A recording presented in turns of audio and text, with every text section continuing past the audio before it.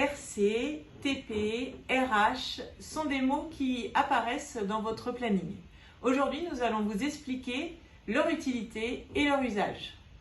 Bonjour, je suis Élodie Lenelec, cadre référent gestion du temps de travail, avec Sylvie Thomas au centre hospitalier Sud-Essonne. Allez, on débute cette vidéo. RC, J03, TP, RH, tous ces sigles apparaissent sur votre planning et vous êtes un peu perdu parmi tout cela. Aujourd'hui, nous allons les reprendre un par un. Les sigles débutant par une lettre puis deux chiffres sont des sigles d'horaire. Donc, ils représentent l'horaire de début et l'horaire de fin à laquelle vous devez vous présenter à votre travail. Exemple, J03 commence par J comme journée, M comme matin, S comme soir et N comme nuit. Prenons pour exemple 15 jours d'un planning. J81 apparaît 7 fois sur la quatorzaine et il représente 10 heures de travail. Les repos entre deux journées de travail sont réglementés. Dans le décret du 4 janvier 2002 relatif au temps de travail et à l'organisation du travail dans les centres hospitaliers, nous pouvons y voir qu'un repos quotidien est obligatoire de 12 heures consécutives minimum. Un repos hebdomadaire à la semaine de 36 heures consécutives minimum.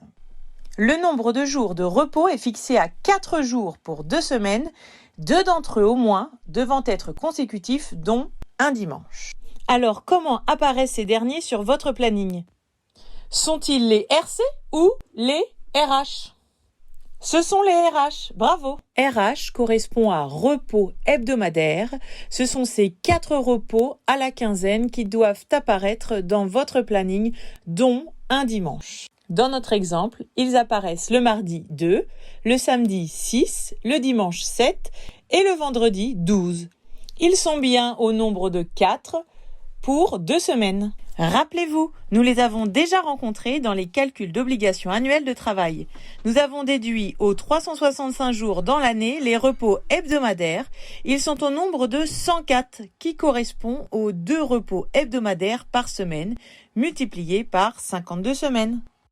Le planning ainsi constitué, l'agent aura travaillé 30 heures la première semaine, 40 heures la deuxième semaine, soit 35 heures en moyenne. La durée du travail est fixée à 35 heures par semaine dans les centres hospitaliers, dans le décret que nous avons vu précédemment. Donc, notre agent a rempli son obligation hebdomadaire de travail. Qu'allons-nous mettre donc le vendredi 5, le mercredi 10 et le jeudi 11? RC ou RH? Bravo, c'est bien le RC, qui signifie repos compensateur, car il compense le fait d'avoir travaillé plus de 7 heures les autres jours de la semaine. Les RH sont donc les repos hebdomadaires, obligatoires par 4 à la quinzaine, et les RC sont les repos compensateurs qui apparaissent quand la personne travaille plus de 7 heures les autres jours de la semaine. Une nouvelle collègue arrive à 80% en temps partiel. Elle va donc avoir des repos supplémentaires par rapport aux vôtres. Ces repos sont appelés TP, temps partiel. Ils vont donc remplacer une journée de travail de façon cyclique en fonction de vos temps de travail quotidiens. Après concertation avec vos collègues et votre hiérarchie, vous avez le droit à 15 jours de congés annuels. Nous allons voir maintenant comment ces congés vont remplacer tous ces sigles sur votre planning. Les 4 repos hebdomadaires à la quinzaine vont rester car ils sont obligatoires, ils sont réglementaires. Vous ne travaillez plus lundi 1er, mercredi 3, jeudi 4. Donc, votre repos compensateur n'a plus lieu d'être car vous n'avez pas trop travaillé cette semaine et vous n'avez pas besoin de ce repos compensateur. Donc, il sera remplacé par un congé annuel. Le temps partiel aussi, car il correspond à un repos supplémentaire dû à une quantité de travail réduite. Ainsi, nous pouvons bien voir que les seuls repos qui vont rester sur un planning lors de vos congés annuels sont les repos hebdomadaires. Petit éclairage sur les travailleurs de nuit. Les repos hebdomadaires et les congés annuels sont des journées. Ils sont valables de minuit à minuit.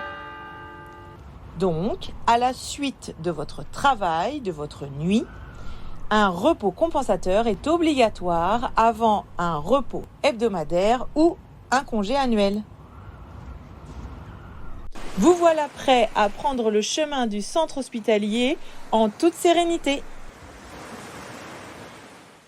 Voilà, cette vidéo est terminée. N'hésitez pas à nous laisser des commentaires et je vous dis à bientôt.